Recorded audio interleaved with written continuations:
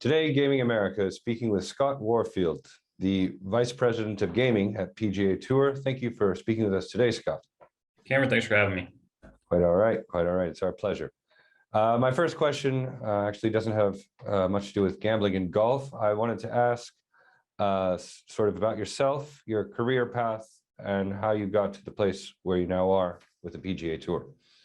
Yeah, I guess to be as quick and succinct as possible, my athletic skills probably peaked at 12 or 13. And that was the moment I said, if I'm going to be in and around sports, I got to figure out another way outside on the field. So I went to Chapel Hill up in North Carolina, was a journalism and econ double major there, and thought working for Sports Business Journal was my career goal. I was fortunate enough to get a job there out of school, and I was a staff writer for a couple of years covering Major League Soccer and motorsports.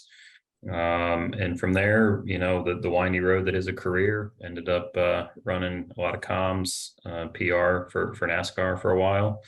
And then we were bringing our digital and social rights back in house. So ran our social media group and some digital components, esports. And then in 2017, when it looked like PASPA was going to be struck down by the Supreme Court, I raised my hand and was fortunate enough to be able to help NASCAR get stood up on in the sports betting space. So I did that for a few years, and that led me to do a similar role here at the PGA Tour. So a very nonlinear route, but a media background that I think positions me well for this space, as the intersection of sports and media is kind of where I think sports betting is currently sitting. Super. And do you play golf? I do, not very well, but I like to get out there and be among nature and have time away from the phone a little bit at least. Sure. Well, excellent. My next question is about golf and gambling. I suppose for those of us used to betting on team sports and point spreads and all that sort of stuff, golf seems a bit different. I was wondering, just very basic question, what do you bet on when you're betting on golf?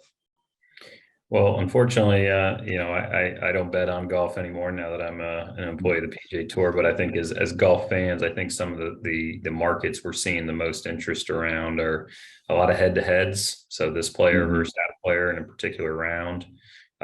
First round leader has been a really popular bet, so that you kind of have your return, you know, in one day, Thursday evening. Lowest finishing American, lowest finishing European. And then ultimately where the biggest upside, I believe, for the game is in the growth of in-play betting, which I'm sure you're familiar with, is you know, a large portion of the overall pie there. And in more mature markets, you know, represent 70-80% of all bets. And we think golf sets itself up really nicely to that phenomenon because of how much content we have. You have golfers on course from 7 a.m. to 7 p.m, multiple balls in the air at the same time. And oh, by the way, a really advantageous pace of play where, you know, someone hits a shot, it takes a few minutes to walk to the ball, a couple minutes to pick the club. You know, so the amount of options that you could have from a data perspective is tremendous. So that was ultimately the decision to move over. I think golf, baseball, some of those have the most upside as in-play takes off here in the US. Sure. And then I was wondering kind of the history of the relationship between gambling and the PGA Tour. How did golf and PGA Tour get the gambling bug? You know, how was it introduced, and how did it grow? Like, through media partnerships, I know is a big one, but I was wondering if you could talk a bit more about the history and how it's grown. Yeah, look, I mean, I think betting has been a part of this sport probably since the first time a tee was put in the ground. You know, from the PGA Tour standpoint, you know, I think, and this predates me, but I think we were very methodical and smart about how we got into the space, given some of the concerns around integrity and responsible gaming. But the Supreme Court made a decision to allow the states to decide whether this was going to be a legal activity or not. A lot of them take that. I think we're up to 32 states that have some form of legalized sports betting now. So the PGA Tour got into it and said, the first thing we're going to do is an integrity partnership with Genius Sports, and we're going to establish a responsible gaming program with American Gaming Association and the National Council for Problem Gambling, making sure we did everything in our power to shore up our core product so that then we could explore things like content partnerships and commercial partnerships with FanDuel and DraftKings and MGM and PointsBet, and really leverage this new legal activity to help grow the sport. And that's the lens through which we look at sports betting, right? Is, how do we use this new legal activity to get people to watch more of our events, attend more of our events, watch longer? That ultimately delivers value back to the tour, but most importantly, back to our players. And that's who we work for. Sure. I wanted to ask a bit more about these partnerships. I think Bet365 was the most recent one that I heard of PGA Tour partnering up with. I was wondering, what do both sides hope to get out of a partnership? Yeah, I think, what we're trying to do again is expose the sport to as many new audiences as possible. And that's where the mouthpiece that is Bet365 or BetParks or BetMGM or DraftKings, FanDuel, et cetera, they all have various mouthpieces and they're talking to sports fans every single day. And so through these partnerships, they're promoting the tour, they're promoting our events, our tournaments.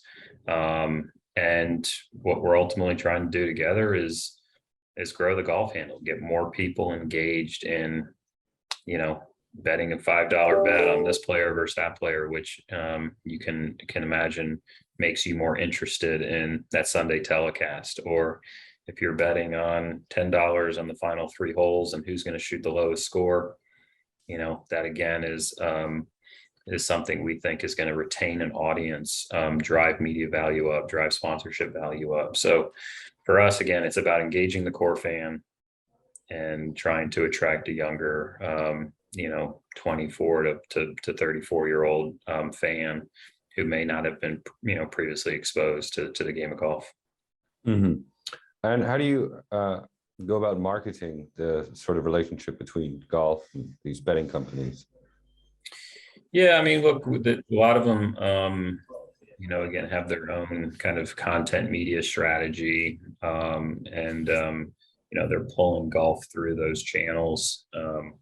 We have a relationship with the Action Network, and have developed the Golf Bet brand, where we help educate fans on new markets and what they mean and what does -110 mean versus +350. So we're constantly in a education and entertainment mindset as it relates to this, because I think to your point earlier, golf betting has been fairly niche. And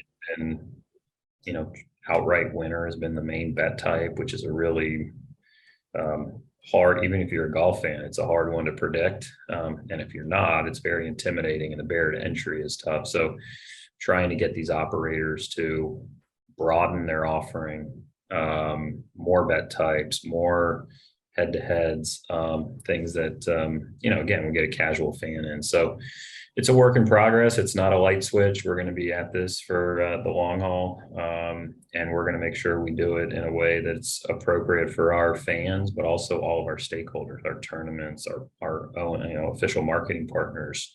This is a long-term strategy for us, and we're kind of taking that type of approach to it. Yeah, I guess someone in your position has to keep a pretty good eye on the gambling companies and legalization, how it's happening across the country, would you say? And I'm wondering, are there any major markets that you see sports betting perhaps coming to that PGA Tour is particularly anticipating? Yeah, I mean, obviously, the most, not most, a lot of the news in the last couple of years has been here stateside, and the kind of state by state rollout. Every state seems to be doing it a little bit differently. But right now our eyes are on states like Massachusetts, North Carolina, which unfortunately did not pass this past couple of weeks here. South Carolina, Georgia, California, Texas is on the radar. So, I think we're at almost 50% of the addressable population. And I think in the next 2 or 3 years, that'll be closer to 70%. And then, this is a global sport, a global brand. So, territories all over the world that some have already, been live and regulated that we're spending time in, like through our Bet365 deal in the UK and Ireland, Australia, Canada, keeping an eye on Brazil. So, it's different,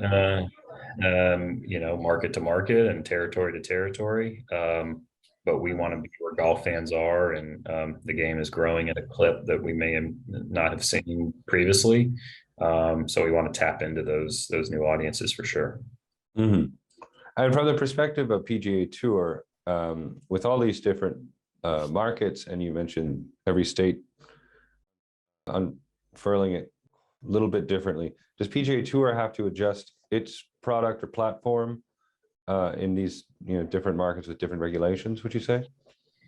I would say we have to adjust our approach from a in the beginning from a lobbying standpoint, and then we obviously have to keep a close eye on things like advertising and what different markets allow and don't allow. Again, we're not a gambling company. We're a sports league, so we outsource all that other stuff to our data partner at IMG Arena, and then our marketing partners at DraftKings and FanDuel and BetMGM, PointsBet, and Bet365 and BetPark. So it's a lot of work just to stay up on the news and the regulations and how everyone's crafting it. But we've got a broad team here and tap into a lot of various groups from legal and government affairs to help us stay as much ahead of it as we can. Sure. And now my $64,000 question: has the audience for PGA Tour indeed risen as it has embraced betting? Yeah, I think it's right now it's been tough to say one way or the other. It's also, I would call it the bottom of the first, top of the second inning, to use a baseball analogy, in where we are in a 9-inning, maybe extra inning game. The live in play product that we've developed with IMG Arena is just starting to roll out in its true form here across the states. How that gets adopted is a little bit TBD. What the impact of that is on TV ratings, it's probably one of those questions that will continue to get asked. Completely fair. I'll probably continue to try and punt it and say, that's a 2025 and beyond question, where we can start to look at where we were, where we are, and then what of that can you attribute to sports betting, where some of this is, you also have more young stars, you have, competitive golf, you have incredible market things happening across the entire ecosystem that all deserve credit. But I think the encouraging thing, what I would say, Cameron, is we're seeing growth in golf handle. And that is, that's important, because that, shows you that people are interested in this from an engagement standpoint. And we just need to continue to tailor that offering based on who's looking for it and how they want to engage. And that's what we'll be working on over the next 3, 5, 7 years. Sure. I was actually curious, at the PGA Tour, was there resistance to embracing betting? And if there was, how would you deal with it? Yeah, look, I mean, I think it's, again, because it's so early. I Mhm. won't go back to the baseball analogy, but because it's so early, I still think there are pockets of, I'm not going to say it's resistance, but there hesitation. Mhm. Um, and I think that's happening everywhere, right? This isn't something that is for everyone. And that's why I said we've tried to be super smart and methodical about how we've approached the space and making sure that we have, integrity programs in place and responsible gaming initiatives stood up. Because it's not for every tournament. It's not for every title sponsor. Not every player agrees with where this is. The message we've had kind of broadly is the Supreme Court made a decision, and we have to figure out how to operate within that framework that works for us as a business, but doesn't put us at any reputational risk. And that's a challenge. But we're being, I believe we're being smart on where we're putting this content, making sure we're not jamming it down the throats of people that aren't looking for it, right? So Mhm. Sunday afternoon CBS telecast, probably not the place where you're going to see a lot of PGA Tour golf betting type of content. Yeah. But when we've done that in the past, like last year at the Waste Management Phoenix Open, we did a bet cast and we put it on Peacock behind a paywall. We promoted it to people that have engaged with fantasy, have bet on golf in the past, and so we're more targeted with how we're pushing this type of content out. So we're not perfect. We're going to continue to learn, and I think we're all to some extent building this plane while we fly it. Mhm. But I think I know we're doing it with the right um, the right heart and trying to do it the right way, because it is, again, not something that is going to be for every golf fan. Sure, sure. Um, I want to ask you my last question, just the same last question I ask everybody. Where would you like in 18 to 24 months see betting in the PGA Tour? That's a good question. I mean, again, I think that would probably take us. I'll go back to my analogy. I think that maybe takes us to the bottom of the third, top of the fourth. Mhm. 2 years from now, I'd like to see, um, I'd like to see continued growth in the handle. I would like to see more operators globally offering a wider swath of bet types. Again, outright winner is nice, but some of these other more casual, engaging bet types, I think, are going to be more enticing to get a football fan or a soccer fan or a basketball fan out of their season to say, this is interesting. I never thought about betting on this par three and seeing whether the guy's going to hit the green or not. And so those would be two areas that I think we would it'd be nice to see some continued growth. Is operators seeing enough interest in the game of golf and the PGA Tour that they're investing in, building out their platforms and having more bet types. Sure. Well, good luck with that. And thanks for speaking with us. This has been Scott Warfield, the Vice President of Gaming at the PGA Tour. Thank you. Thanks for having me.